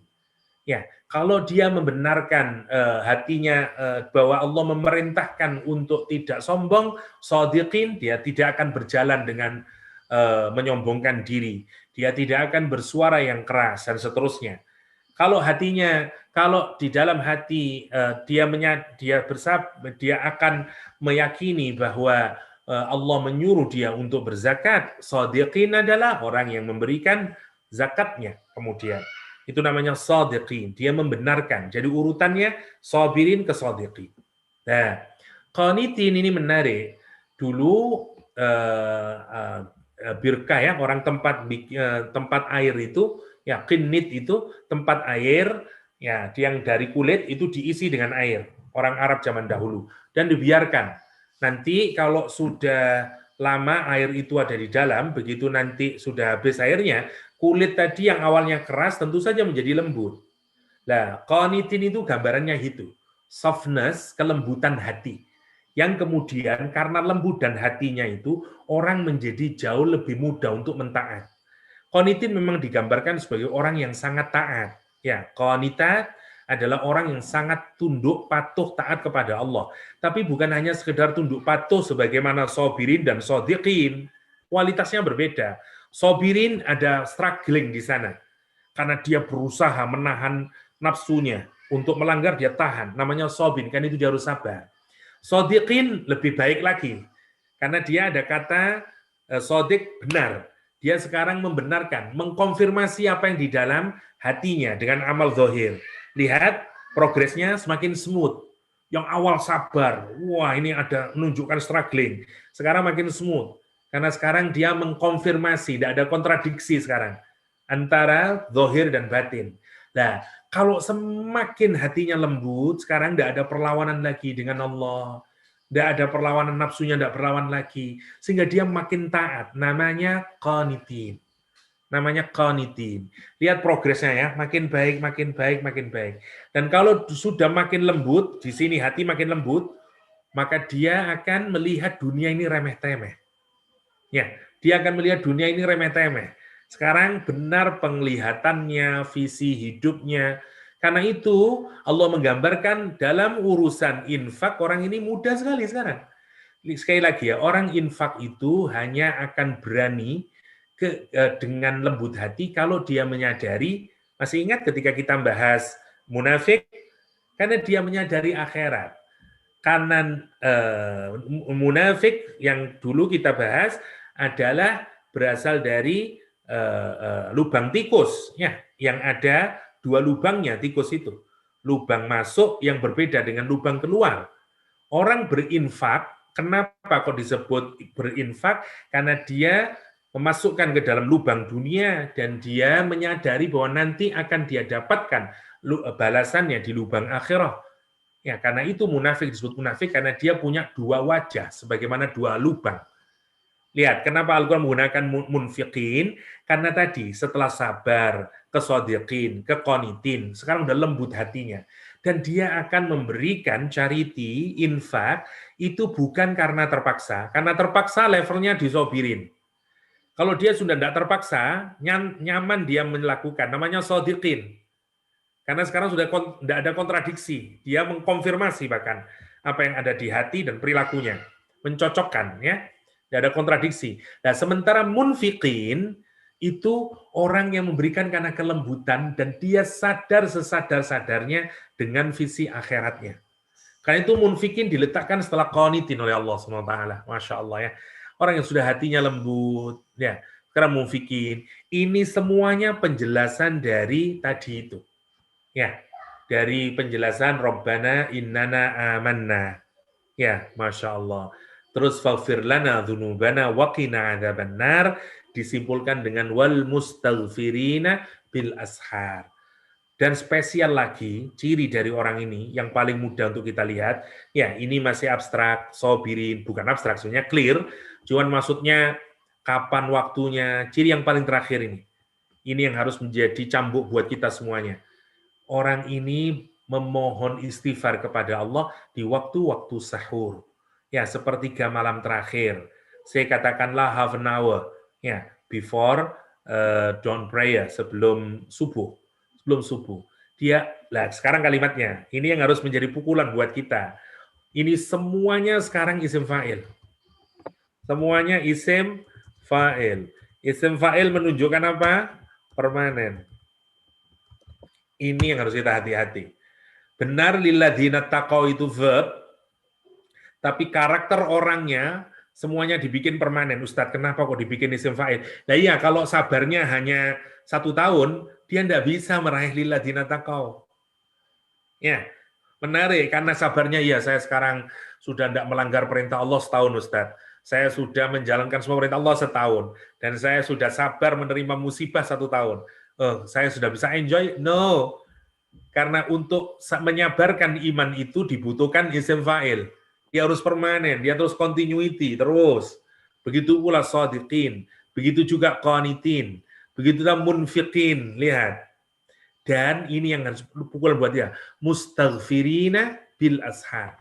Mereka orang yang beristighfar di waktu-waktu sahur. Lah kita ini baru disebut mustaghfirin, orang yang terus-menerus minta maaf kepada Allah, terutama di waktu sahur. Maka ini harus menjadi habit buat kita. Nah, kalau kita ini mau jadi ahli surga, ya, salah satu cirinya adalah bangun sebelum subuh. Bangun sebelum subuh. Nah, ini harus menjadi latihan. Ya, tentu saja loh, Ustaz, kalau saya ada miss, apakah saya sudah tidak termasuk mustaghfirin? Tetap termasuk mustaghfirin. Orang itu dilihat dari paling banyaknya. Tapi kalau sepanjang hidup kita ini hanya katakanlah pernah beristighfar, entah itu zikir, sholat, sebelum subuh, ya, qiyamul lail, hanya katakanlah 1 bulan, tentu tidak bisa kita dianggap sebagai mustaghfirin. Ya. Dan alhamdulillah sebenarnya kita dipaksa untuk latihan mustaghfirin itu, minimal di Ramadan. Kan orang sahur, karena itu disebut dengan sahur. Karena waktunya disebut dengan sahar, ya itu. Waktunya sahar, ya. Waktunya sahar. Terus kalau kita makan namanya sahur, ya. Sahur itu untuk makan, untuk puasa itu. Namanya sahur. Sihir sama. Sihir adalah sahar itu waktu yang tidak jelas. Ya, antara malam dan pagi. Karena malamnya mau habis, paginya mau datang. Jadi dia blurry. Tidak bisa benar-benar dikatakan malam, karena night-nya sudah mau habis. Tidak juga bisa dikatakan day, karena day-nya belum keluar. Ya, sun-nya belum keluar, karena itu disebut dengan sahar. Nah, orang yang disebut dengan, makannya disebut dengan sahur. Sihir itu juga tidak jelas. Dia reality atau dia ini fake. Ya, dia khayali. Karena itu, keadaan yang tidak jelas itu disebut dengan sihir. Nah, itu yang harus menjadi latihan kita. Kalau kita ini mau cocoki ini karakternya adalah, maka kita harus punya kebiasaan bangun sebelum subuh. Bangun sebelum subuh, istighfar. Entah 2 rakaat kita tegakkan, entah baca Al-Quran, entah zikir, tapi minimal itu dianggap sebagai aktivitas mustaghfirin. Ya, mustaghfirina bil ashar. Bil ashar. Harus kita hidupkan. Alhamdulillahnya Allah itu tidak menggunakan waktu, setengah jam, 1 jam, enggak. Yang penting orang ini beristighfar di waktu sahur. 10 minutes before subuh, 5 minutes before subuh. Bisa masuk mustaghfirina bil ashar? Bisa. Karena itu masih masuk waktu sahar. Dan karena itu, ya tentu yang paling ideal adalah, saya katakanlah, 15 minutes. Enggak lama. Kita biasanya menyebut waktu sahur itu kan memang, kata Nabi, sahurlah kamu itu di akhir-akhir. Tasahharu fa inna fis sahuri barokah, kata Rasulullah SAW. Ya, makan sahurlah kalian, karena makan sahur itu ada keberkahan. Dan Nabi saat makan sahur itu dekat sekali ke waktu subuh. Dekat sekali ke waktu subuh. Untuk nunjukin wal mustaghfirina bil ashar. Bil ashar. Nah, kalau prakteknya Nabi memang Nabi nanti istirahat menjelang subuh, ya, karena dia menegakkan bisa mulai dari sepertengah malam atau di awal malam. Ya, ini tidak bisa kita melakukannya. Ya, jadi minimal itu yang harus kita tunjukin, bahwa agar kita ini entitled untuk mendapatkan lilladzina taqaw tadi. Ya, jadi singkatnya as-sabirina, as-sadiqina, qanitina, munfiqina, mustaghfirina bil ashar. Oke. Nanti dibaca sendirian, saya agak cepat tadi, beberapa mungkin poin yang saya tambahin saja sedikit, mungkin yang belum terbaca. As-sabirina, ada 3 takwil. Yang pertama, ammanuhu anhu anil ma'asi, seperti penjelasan saya tadi ya, sabar terhadap apa saja yang dilarang oleh Allah dari bermaksiat. Yang kedua, sabar dalam masaib, dalam musibah-musibah. Dan yang ketiga, maksudnya sabirin di sini ada yang menakwilkan shaimin, orang yang berpuasa. Ada juga yang menafsirkan yang keempat, sabirin amma zuyyina linnasi min hubbis syahawat. Bersabar dari apapun yang dihiaskan kepada manusia dari kecintaannya terhadap syahwat. Dan dia bersabar untuk itu, untuk tidak ngikutin semua yang dia inginkan, yang di syair. Ya. Oke. Shadiqin tambahannya, yang pertama, kata shadiqin adalah fi qaulihim, orang yang membenarkan ucapannya. Kalau dia mengucapkan A, perbuatannya juga A. Sesuai antara ucapan dengan perbuatan. Jadi orang ini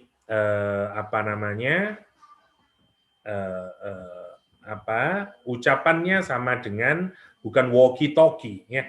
Jadi walkie talkie orangnya ya. Yang ketiga, wasani adalah fil qauli wal fi'il wal niyah. Jadi orang itu benar di dalam apa? Ucapannya, perbuatannya, niatnya ya. Sidqu fil qaul ya. Sidqu fil imal ya. Benar dalam ucapan itu maksudnya ikhbar bil haq. Kalau dia memberikan informasi, informasinya yang benar. Benar di dalam atau jujur dalam perbuatan, maksudnya apa? Itmamul amal, sempurna dalam perbuatannya. Yang disebut dengan benar atau sidik di dalam niat itu apa? Imdha'ul azm. Ya, kalau dia punya kesungguhan di dalam himmahnya, keinginan yang tekad bulat, ya, namanya benar di dalam niat. Qanitin yang pertama maknanya muti'in. Mereka orang-orang yang taat kepada Allah. Ya, seperti pendapat Imam Qatadah. Yang kedua, qaimuna 'alal ibadah. Orang yang mengestabliskan ibadah kepada Allah. Dia melakukan perbuatan terus-menerus untuk beribadah kepada Allah Subhanahu wa taala. Itu tambahannya. Yang bahasa Inggris nanti silakan dibaca sendiri penjelasannya. Kayak munfikina, tambahannya adalah orang-orang yang berinfak, maksudnya untuk berjihad.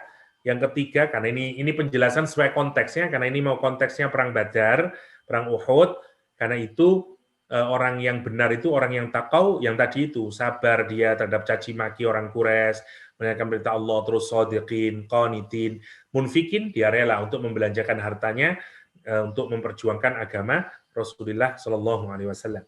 Yang ketiga adalah jami'il bir. Munfikin adalah orang yang menginfakkan berbagai macam kebajikan, ya, berbagai macam kebaikan, infak harta, infak segala macamnya lah, ya, kekuatan fisik yang diinfakkan di jalan Allah Subhanahu wa taala. Mustaghfirina bil ashar, satu musallina bil ashar, orang yang sholat di waktu sahur. Mustaghfiruna qaulan bil ashar, orang yang memohon ampun, istighfar, ya, berdoa kepada Allah SWT di waktu sahur, dan dia memohon maghfirah kepada Allah SWT. Ya. Yang ketiga, orang yang menyaksikan subuh, sholat subuh jamaah. hadir sholat subuh jamaah itu sudah bisa dianggap sebagai mustaghfirina bil ashar. Bil ashar. Oke. Sahar adalah bagian dari malam, dia adalah kubailal fajar. Sebelum waktu sedikit sebelum fajar, namanya bukan qabla tapi kubailal fajar. Ya, oke. Itu tambahannya.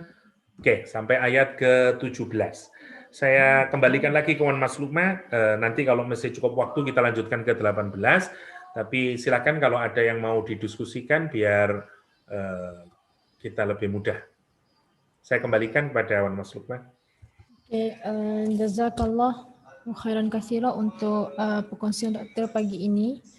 Jadi Mak Ha, macam mana Mak Ha? Wan dengar ke? Dengar? Dengar? Wan, doktor. Ya. Tak boleh habis ni satu, tak boleh tambah lagi satu ayat. Nanti kalau tambah doktor laju-laju. So kita kena hold lagi. Nak buka sesi soal jawab ke? Boleh. Doktor okey ke kalau kita tangguh next session untuk ayat satu lagi? Okey. Kan? Sebab dia makin ambil masa juga kan doktor? Ya. So boleh Wan kita buka pada soalan reflection ke? Okey. Jadi kita buka kepada sesi soal jawab, diskusi atau refleksi. Kalau ada silakan.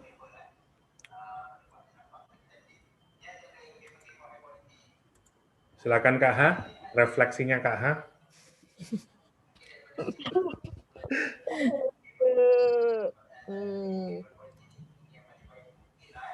Kak Ha rasa penuh dan puas in terms of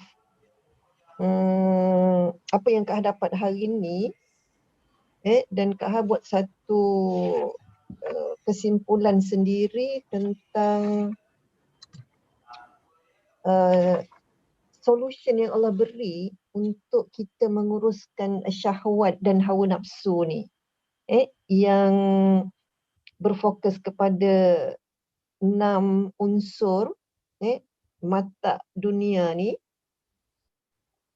yang mana syahwat kita ni memang sifatnya takkan pernah puas, because itulah sifat syahwat.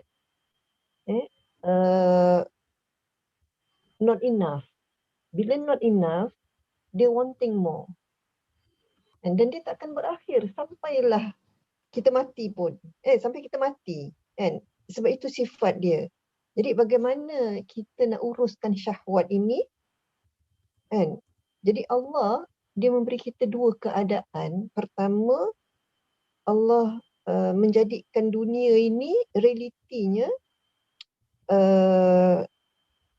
tadilah macam mana hidup ni penuh dengan uncertainties, perlu buat pilihan dan sebagainya. Tapi yang menarik di sini ialah Allah berikan kita mata al-akhirah itu, yang merupakan tawaran daripada Allah untuk menguruskan syahwat kita. Jadi apa cara kalau kita terpedaya, terperangkap, ataupun kita nak menguruskan syahwat kita, kita kena, itulah doktor kena meningkatkan, kena tumbuhkan, kena mengakarkan kalbu kita ini dengan 3 tawaran Allah. Kan, jannat, azwaj dengan ridwanullah. So itu Kak Ha rasa satu perkara yang subhanallah, mudah-mudahan dia menjadi memberi Kak Ha kekuatan dan harapan lah doktor. Wallahu a'lam. Apatah lagi tadi, ketika ayat yang seterusnya mengkategorikan 5 kategori untuk kita semua meletakkan dia sebagai satu misi lah, supaya end in mind kita tadi tu kita perolehi untuk kita mengejar 3 tawaran tadi. So subhanallah, jelas dan sangat clear keterangan-keterangan yang Allah berikan dan tadilah dari perkongsian doktor tadi. Jazakallah khairan katsira doktor. Oke, terima kasih Kak Ha. Saya ada tambahan sedikit mungkin untuk penguatan saja. Jadi sama seperti yang tadi didiskusikan oleh Kak Ha, ini menurut saya hadis yang cukup menarik untuk kita ingat kembali, orang yang terakhir masuk surga ya. Jadi sekali lagi tadi Allah bikin kita syahwat ya, atau kalau Imam Ghazali namanya quwwah. Imam Ghazali menyatakan kita ini punya 3 kekuatan ya, kekuatan khayali, imajinasi kita, ada kekuatan syahwat ya, ada kekuatan saya lupa satunya, difa atau apalah, wallahu alam. Tapi syahwat itu salah satu karakternya adalah dia tidak pernah content. Dia tidak pernah puas. Pertanyaannya, kenapa Allah bikin tidak puas? Agar kehidupan ini growing. Jadi sebenarnya kenapa syahwat dibikin tidak pernah puas? Karena agar kehidupan ini terus berlangsung. Karena agar hidup ini ada proses growth. Ya, karena dunia ini akan terus makin berkembang, maka jadilah peradaban. Nah, kalau kita pikirkan, kalau manusia itu dibikin puas dengan mobil, ya sudah cukup, tidak akan keluar lagi Proton edisi baru, nggak ada. No, I'm enough, Proton 98 misalnya, sudah tidak mungkin. Justru karena kita tidak pernah puas. Dan itu melahirkan innovation sebenarnya. Jadi sebenarnya tentu saja jangan mengira syahwat itu sesuatu yang buruk, karena itu dari Allah SWT. Ya, kan itu orang ada innovation, ya, dan seterusnya. Dan terus orang berusaha untuk perfecting. Ya, sebenarnya ini mengajarkan kepada kita ini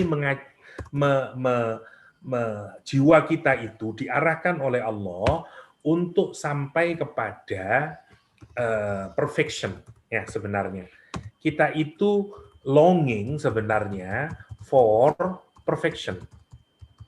Nah, semua yang perfect, sekarang bayangin ya, semua yang perfect sebenarnya hakikatnya adalah Allah Subhanahu wa Ta'ala.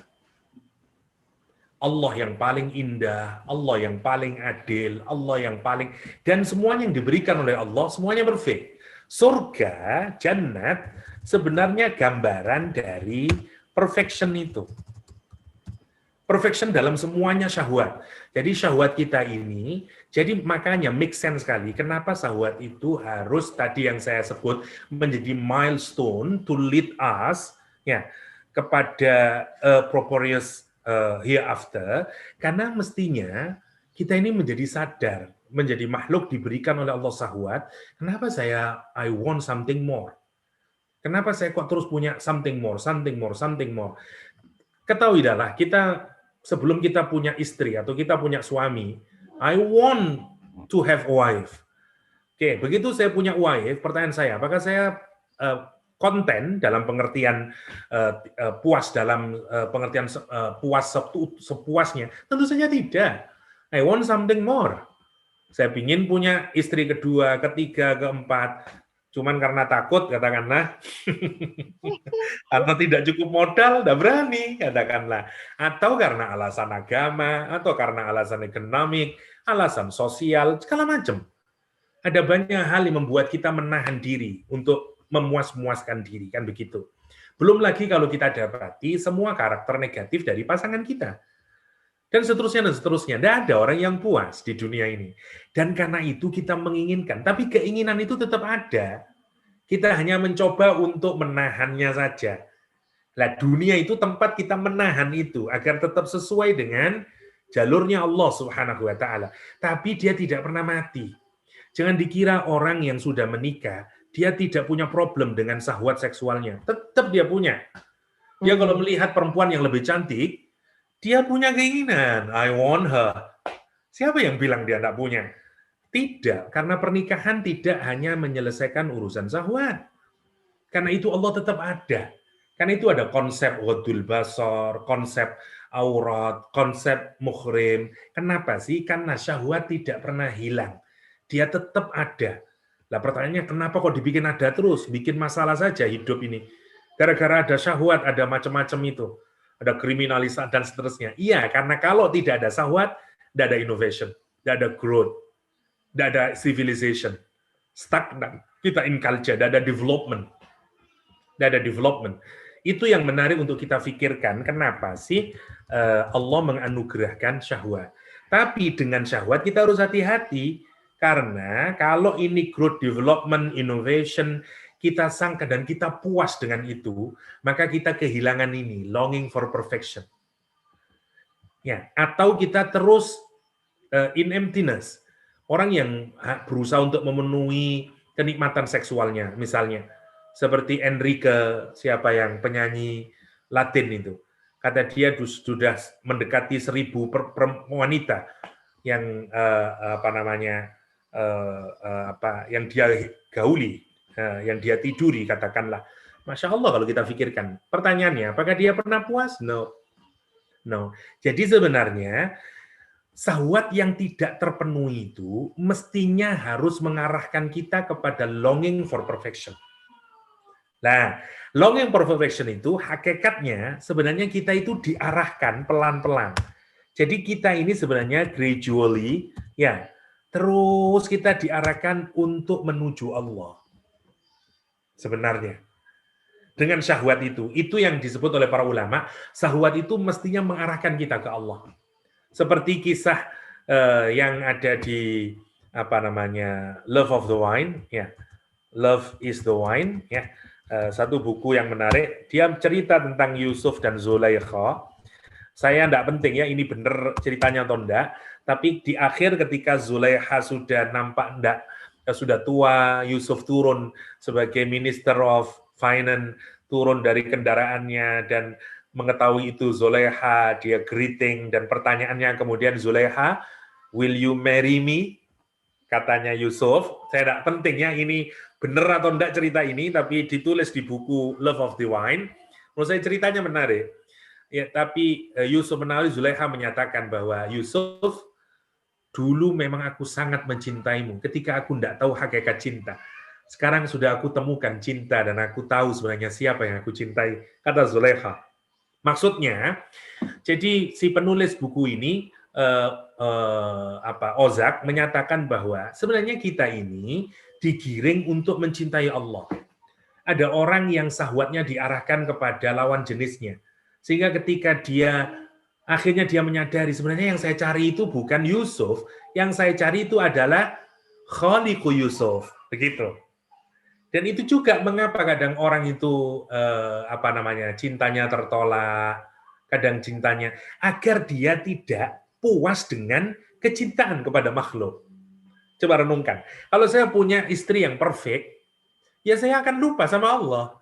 Tidak ada peluang saya untuk mengingat Allah Subhanahu wa taala. If I have a perfect wife. Karena itu yang membuat kemudian saya, ya Allah, saya butuh Engkau ya Allah. Ya Allah, tolong sabarkan istri saya. Ya Allah, itu yang membuat. Jadi semestinya semuanya itu begitu. Entah itu terhadap perempuan, entah terhadap anak. Kalau anak kita perfect, kita tidak butuh Allah. Justru kita butuh Allah karena ya Allah, saya sudah menyekolahkan anak saya di Islamic school. Saya send my kid to the best ustadz in town misalnya. Tapi kenapa tidak perfect? Karena itu kita butuh Allah. Dan semua Allah sediakan yang perfect kapan? Nanti di jannahnya. Itu yang menarik. Nah, karena itu nanti itu yang kemudian terus saya harus menjadi orang semacam itu dengan 5 karakter yang dijelaskan oleh Al-Qur'anul Karim. Sekarang saya ingin nunjukin ya. Karena itu Allah menggoda kita. You punya syahwat toh, kata Allah. Oke, saya kasih tahu. Dan syahwatmu tidak pernah puas? Oke, kata Allah. Waladaina mazid. I have something more. Syahwatmu menginginkan I want more. Kata Allah, I have something more. Indahnya Al-Qur'anul Karim itu. Untuk nyesuaiin. Karena itu mestinya syahwat mengarahkan ke surga. Jadi kalau syahwat tidak mengarahkan ke surga, ada yang salah di dalam utilizing our human desire. Itu poinnya ya. Sekarang kita lihat ya contoh dari keridhaan di surga ya. Kata Rasulullah SAW, inilah a'lamu akhiru ahlin nar. Aku itu sebenarnya tahu orang terakhir dari penduduk neraka yang keluar dari neraka dan kemudian nanti masuk surga. Yaitu rajulun yakhruju minan nar habwan. Dia merangkak keluar dari neraka. Masya Allah ya. Fayaqulullah tabaraka wa ta'ala idhab. Kata dia setelah merangkak dia dari neraka dan dia puas karena sudah keluar dari siksa neraka. Allah kemudian menyatakan kepada dia, idhab, pergilah engkau sekarang. Fadkhulil jannah, masuklah ke surga. Fayatiha, maka dia mendatangi surga. Ini orang paling terakhir masuk neraka, masuk surga. Pertanyaannya bukan Kak. Kenapa? Karena ayatnya rojulun, hadisnya rojulun. Alhamdulillah, itu udah enaknya jadi laki-laki. Dan rojulun itu bisa Yahya. Ya. Tapi ndak rojulun pasti bukan Kak. Ya. Jadi aman untuk puan-puan, aman ya.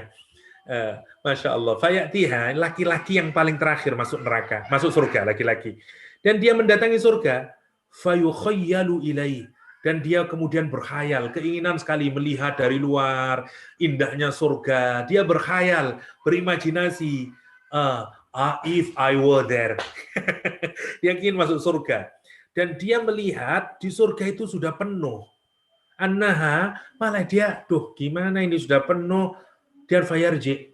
Dia kembali lagi dan berkata kepada Allah, ya Rabb, wajadtuha, ya Allah, aku dapati surga itu sekarang udah penuh, udah full. Sudah tidak ada tempat buat saya, kayaknya sudah semua ada penghuninya, rumahnya semuanya sudah ada. Fayaqul tabaraka ta'ala, idhab, kata dia, pergi sana, masuk saja ke surga. Orang ini kemudian masuk ke surga, fayukhayyalu ilaih annaha malak fayarji, dan kemudian balik lagi dia, ya Rabb, enggak ya Allah, penuh ya Allah. Fayaqulullah idhab fadkhulil jannah fa inna laka, kata Allah SWT, masuklah ke surga. Allah pun menyatakan, kamu itu fa inna laka mithlad dunya wa asyarata amthaliha. Allah akan ngasih kamu sekarang gini. Kamu itu akan masuk surga dan surga bagimu itu seperti dunia ini yang dapatnya dan 10 kali lipat dari dunia ini. Jadi dia dapat 11 dunia. Masya Allah, dengan seluruh kenikmatannya. Yang dulu dia impi-impikan untuk mendapatkan mungkin emasnya di dunia, peraknya di dunia, berapa porsi sih? Berapa persen yang dia miliki? Rasulullah, Allah berkata kepada orang itu, kamu akan mendapatkan balasanmu sebagai orang terakhir masuk surga, itu sebagaimana kamu mendapatkan seluruh dunia ini, dan 10 kali lipatnya. Au innalaka asyrata amsali dunia. Atau engkau mendapatkan 10 yang semisal dengan dunia ini. Qala fayaqulu ataskhuru bi. Kata dia, ya Allah, apakah engkau menghinaku? Kamu mencaci makiku, kata dia. Au atadhaku bi, atau kamu mentertawakanku? Ya, wa antal malik, padahal engkau adalah sang raja. Engkau the owner, engkau the king. Qala, Masya Allah, dia tidak percaya dengan keadaannya sebagai orang yang terakhir masuk surga, dan balasannya adalah dia mendapatkan 11 atau 10 yang semisal dengan dunia ini. Masya Allah. Ya bayanginlah dunia yang berbagai macam. Berarti semuanya Lamborghini-nya, semuanya milik itu semuanya. Ya, Masya Allah. Rasulullah, laqad ra'aitu, kata perawi hadis ini, aku melihat Rasulullah SAW dohika, tersenyum Rasulullah, hatta badat nawajiduhu, sampai gigi gerahamnya kelihatan. Qala fakana yuqalu dzaka adna ahlil jannah manzilah, kata Rasulullah, itulah level paling terbawah orang yang masuk ke dalam surganya Allah Subhanahu wa taala. Apalagi lilladzina taqau tadi yang digambarkan mendapatkan jannat, anhar, dan ridwanullah. Itu sebagai tambahannya. Saya kira itu dulu Kak, untuk ayat yang 18. Saya sudah selesai yang 19 sama 20 note-nya. Nanti saya gandeng untuk yang note ke-5 insya Allah. Doktor, terima kasih melengkapkan Kak Ha punya peta konsep hari ini. Alhamdulillah. Oke, sama-sama Kak Ha. Itu saja Puan-Tuan, mohon maaf demikian. InsyaAllah semoga kita mendapatkan hidayah Al-Quranul Karim dan terus-menerus bisa mendapatkan petunjuk dari Al-Quran untuk kehidupan kita yang lebih baik. Amin Allahumma amin. Demikian, hadanallahu iyyakum ajma'in. Wa sallallahu ala nabiyyina Muhammad wa alihi wasallam. Wa akhiru da'wana alhamdulillahi rabbil alamin. Assalamualaikum warahmatullahi wabarakatuh. Waalaikumsalam warahmatullahi wabarakatuh. Jazakallahu khairan katsira. Dan terima kasih kepada sahabat-sahabat semua. Kita tutup dengan kafaratul majlis dan surah Al-Asr. Subhanallah.